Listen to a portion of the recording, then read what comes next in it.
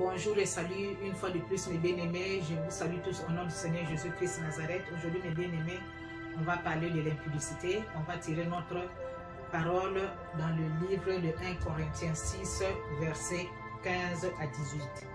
Nous allons lire la parole de Dieu rapidement mes bien-aimés. Verset 15. Ne savez-vous pas que vos corps sont des membres de Christ? Prendrai-je donc les membres de Christ pour en faire les membres d'une prostituée? Je dis que non.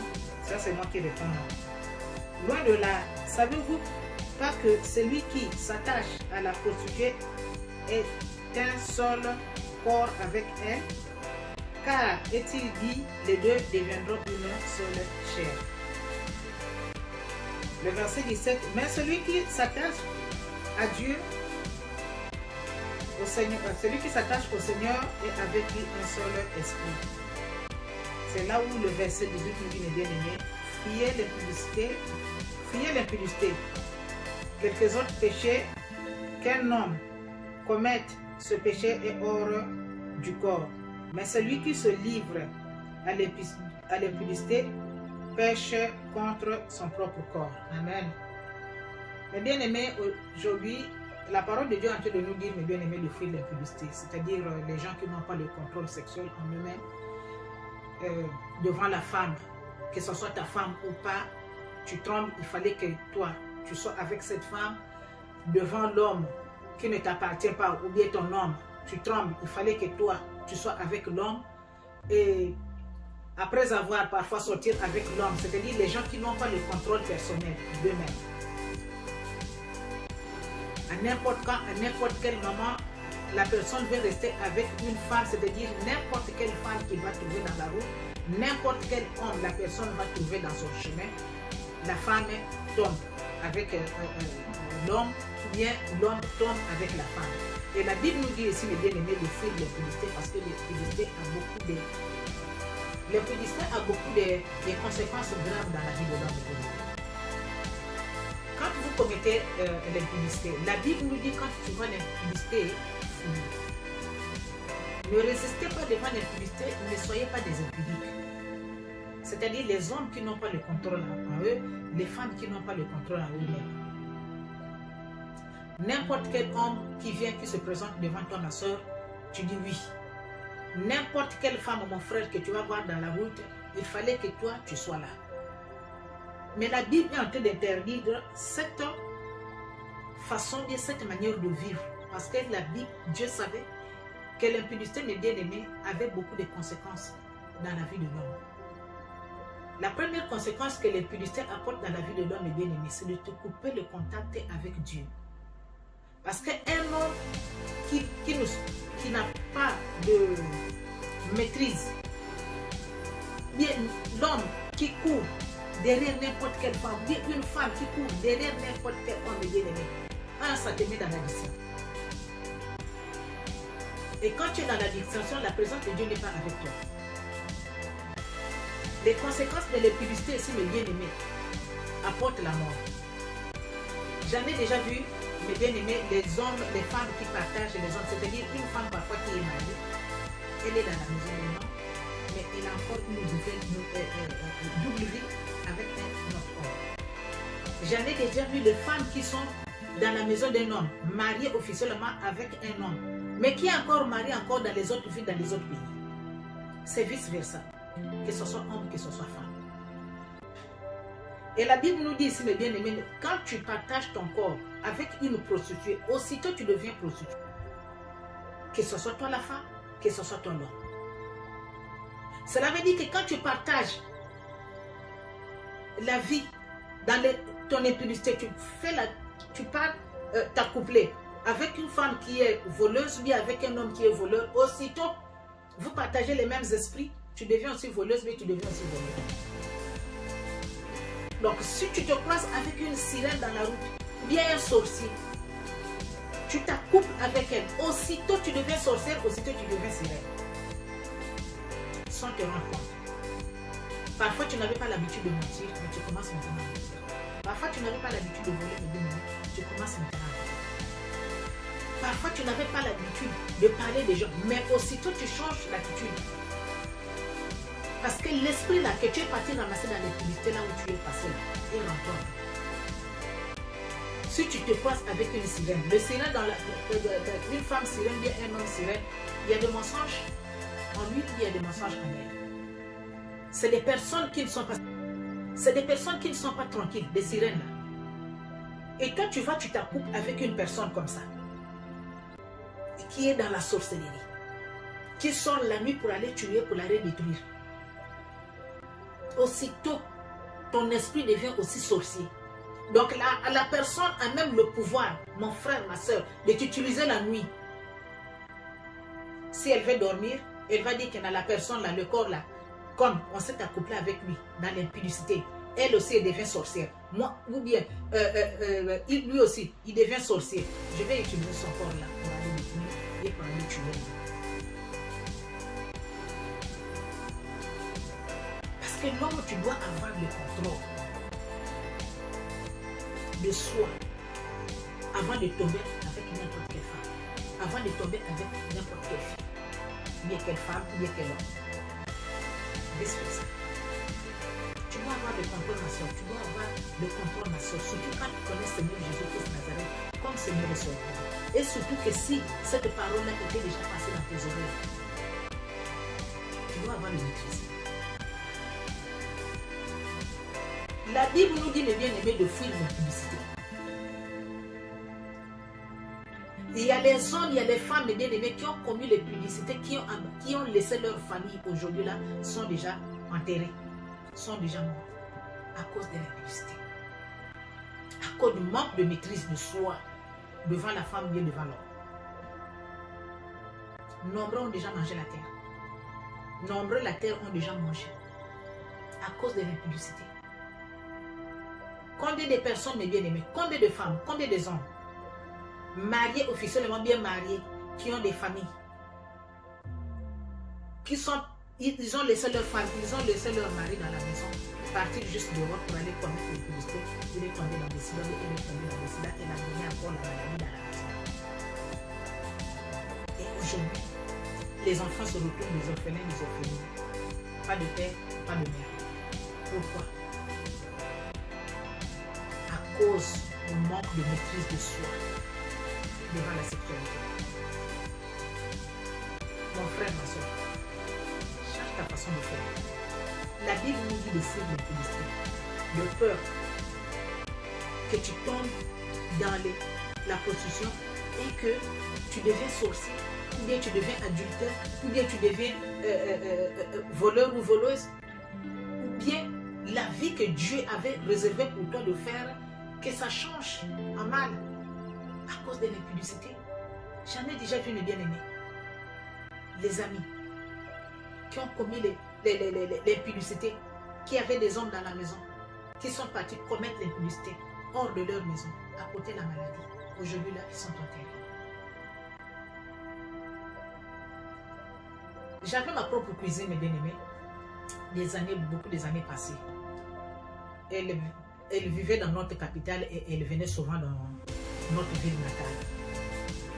Et il y avait un homme dans la ville natale qui partageait cette maladie-là.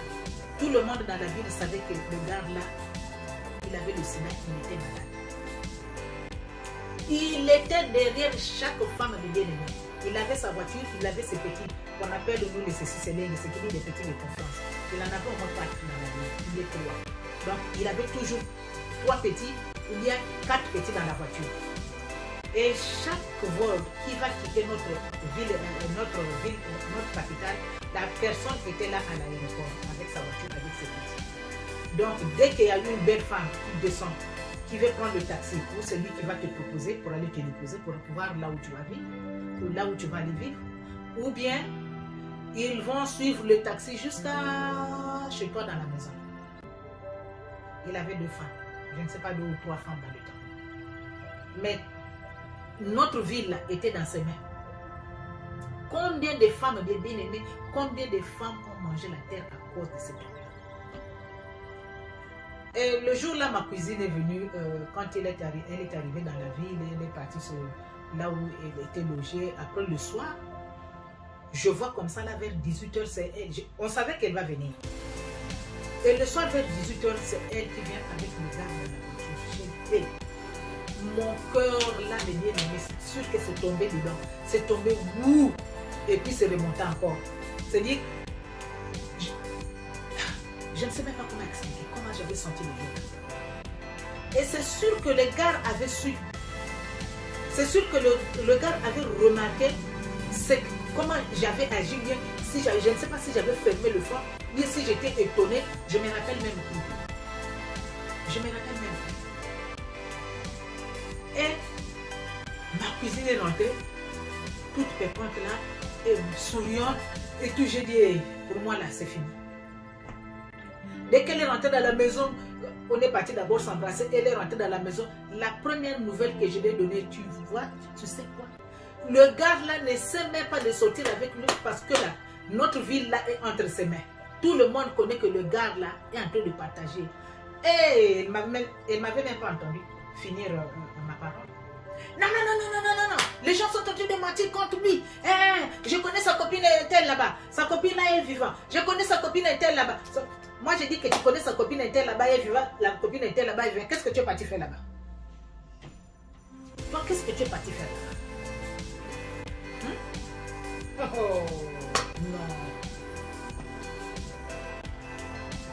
On a fini de parler dans la maison. Moi, je parle, moi, je sors. J'ai dit, ok, il n'y a pas de problème. Elle est sortie. Dès qu'on est sorti dehors comme ça, là, le gars m'a vu sortir avec ma cousine. Qu'est-ce qu'il fait? Il amène sa bouche là dans la joue de ma cousine. C'est-à-dire, en fait, le gars voulait juste me dire que tu es mal barré. Si tu as dit quelque chose là-bas, si tu vis ici, là, si tu as dit quelque chose là-bas, tu es mal barré. Elles sont parties. Mais bien aimé, il suffisait seulement 2 mois. 2 mois, quand elle est repartie, hein, elle était mariée. Elle est repartie. Quand elle est arrivée là-bas, elle avait son mari aussi à la maison. Les deux, ils se sont partagés encore. 2 mois après, c'est notre capitale qui m'appelle. Mais non, mais on était à l'hôpital, un tel est en train de faire les fièvres là, tout, et je suis allée préparer chez elle. J'ai dit, ah ok, c'est bon, c'est pas grave. Même pas une semaine encore. Oh, j'étais encore chez un tel là-bas. Elle est en train de faire les fièvres. On a amené à l'hôpital. Je l'ai accompagnée. J'ai dit, mais il y a quoi? Mais pourquoi les fièvres là? Et maintenant, j'ai dit maintenant à la personne qui l'a amené à l'hôpital. Moi, je l'avais averti. Que la personne là, on ne sort pas. C'est-à-dire, même si tu es. Je ne sais pas, on dit qu'il était porteur de sein ou porteur de sein. Je ne connais même pas les porteurs de sein. Là, ça, c'est les porteurs de la malédiction. Pour moi, c'est les porteurs de la malédiction. Il n'y a pas de porteurs de sein. Et la personne est partie me dire, il suffisait seulement 2 mois. Quand elle a commencé à chuter là, jusqu'à 7 mois après, je pars dans notre capitale. J'arrive là-bas, la personne qui m'a amené m'a dit qu'elle est dans la chambre, dès que tu rentres comme ça là, tu pars là. Je pars là, je partais regarder dans toutes les villes. Je regarde ici, je passe, je regarde ici, je passe. Moi, j'avais toujours l'idée de la personne que j'avais vue 7 mois passés. Et je tourne toutes les lits là, il n'y avait personne. C'est elle qui m'appelle et c'est par la voix que je l'ai reconnue. Quand elle dit, hey, regarde, moi je suis là. J'ai dit, hey, mes bien-aimés, je suis arrivée là-bas, c'était, je crois que c'était vers 14h bien 13h. Jusqu'à 18h, 19h, ma bouche était ouverte comme ça. Je ne pouvais rien dire. Je ne pouvais même pas, c'est-à-dire, j'ai trouvé une personne, je ne sais même pas comment expliquer quel était son poids, mais qui est devenue comme un bâtonnier comme ça. Là, chez nous, on appelle il y a des gâteaux, je ne sais pas si c'est les gâteaux qu'on appelle ça, mais sinon chez nous, on appelait ça les gratanias. On des trucs blancs comme ça là, on fait ça avec la farine, les gratanias, comme ça là, et puis on met dans l'huile comme des beignets, et puis on mange ça comme ça, on appelait ça les gratanias. C'est-à-dire qu'elle est devenue comme les grataniels dans le lit. Et quand elle parlait, je sais et je sentais que c'était sa voix. Mais la personne n'était plus elle. Quelques mois plus tard, le mari aussi a entendu. Le mari aussi est passé. Parti. Les enfants sont restés des petits enfants. Mais publicité. Mon frère, ma soeur, quand tu vois l'impudicité devant toi, c'est-à-dire quand tu sais que tu es marié et que ce n'est pas ta femme, ce n'est pas ton mari. Mon frère, ma soeur, quand tu vois que non, le cœur là commence à faire brûler, brûler, ça commence à faire les masses comme les courants là. C'est-à-dire la meilleure façon de le faire, hein, de refuser bien d'abandonner. Prends les chaussures là, mets dans les mains et commence à courir. C'est la meilleure méthode que je te donne de courir et de fuir l'impudicité. Combien de maladies les hommes ont amené dans la maison, les femmes ont amené dans la maison. Vous savez, nous les femmes, pour nous la maladie ça retarde. Tu es parti prendre la maladie, toi la femme, tu viens à la maison, tu partages avec ton mari. Pour le mari, pas, ça sort déjà. Mais pour toi, ça va retarder quand même. Mais la personne, tu as déjà transmis la maladie. Fuyez l'impudicité de l'ennemi. L'impudicité apporte les malheurs dans la maison. L'impudicité apporte les malheurs, mon frère, dans ta vie. Ça apporte les malheurs, ma soeur, dans ta vie. Ça te retarde la vie, ça t'apporte les malchances. L'impudicité. Je connais une personne qui faisait le commerce. Elle avait un copain. On faisait le commerce ensemble avec elle. Et à tout moment, elle se plaignait à côté de moi. Ah, moi, j'ai remarqué qu'elle était dans une autre ville où le monsieur c'est dans un mois. Et à tout moment, quand le monsieur venait la voir, ou bien quand elle partait voir le monsieur, quand elle vendait, quand elle quittait ce voyage, elle vendait les trucs ne marchaient pas bien. Même si les trucs sont jolis, comment? Les clients vont venir voir. Les clients vont dire, ah non, ah, moi le tour là, je ne vais pas prendre, j'attends l'autre tour là. Non. Mais moi, mes clients, vous m'avez commandé de la marchandise, vous m'avez commandé des choses, pourquoi vous ne prenez pas? Eh bien aimé, la personne a remarqué que quand elle est en couple avec la personne, tout autour d'elle s'arrête. Tout autour d'elle s'arrêtait. Tout autour d'elle se bloquait. Même si elle va aller maintenant ramasser l'argent qu'elle avait vendu les trucs avant, personne ne va la payer. Et quand elle avait compris ça, qu'est-ce qu'elle faisait? Après avoir se couplé avec la personne, puis après avoir fait tout avec la personne, elle rentrait d'abord dans le plan de repentance. Pendant même un mois et demi. Quand elle fait les repentances, elle rentre maintenant en prière, elle prie. Et là, tu vas voir même les clients qui avaient refusé les trucs qu'elle avait amenés vont commencer à la demander. Est-ce que les trucs là, on avait pris ça? Ou bien tu en as encore à la maison? Oh non, j'en ai encore à la maison. Oh, je vais passer venir prendre ça. Parfois, la personne va venir prendre, au lieu de prendre pour payer après, la personne paye parfois cash. L'impudicité. Parce que la personne là, elle avait aussi des copines. Les copines là, on ne sait pas si c'est des sirènes, on ne sait pas si c'est des sorciers, on ne sait pas si c'est des envoûteurs aussi. Vous savez qu'il y a des choses, mes frères et sœurs, qui nous suivent. Il y a des choses qui nous suivent. Tu pars, tu t'attaches avec une sorcière. La sorcière là est derrière toi la nuit. La sorcière là se double, elle te suit, ou bien le sorcier te double pour te suivre, pour te rendre la vie difficile. Qu'est-ce qui t'a mené là-bas? C'est le manque de contrôle. La Bible nous dit de quitter, de fuir l'impudicité. Laissez l'impudicité, mes frères et sœurs, abandonner l'impudicité. Dans l'impudicité, la première conséquence, mon frère, ma soeur, quand tu es impudique, ça te coupe d'abord ton contact avec Dieu. Parce que Dieu n'est pas derrière un homme et derrière une femme qui est ici aujourd'hui, qui est là-bas aujourd'hui, qui est ici aujourd'hui, qui est là-bas aujourd'hui. Tu es dans la maison d'un homme, tu gères encore un autre homme de loin, tu gères un autre homme sur place, tu gères un autre homme je ne sais pas comment expliquer ça. Ça te met totalement dans la distraction. Parce que comment tu fais pour gérer toutes ces personnes-là? Comment tu fais pour mentir toutes ces personnes-là? Ça te fait rentrer dans la distraction. L'impudicité apporte les malchances. Mon frère, ma soeur. L'impudicité apporte les blocages dans la vie de l'homme. Comme l'autre soeur qui m'expliquait. Ça apportait les blocages en elle. L'impudicité te détruit, toi, la personne qui fait l'impudicité. Parce que c'est contrairement à la parole de Dieu. La Bible nous dit que tout est possible à celui qui croit. Mais tout n'est pas utile. À quoi bon, mon frère, ma soeur, ça sert à toi d'avoir 1000 copines, 1000 femmes, 1000 hommes, 1000 copains autour de toi. Pour faire quoi?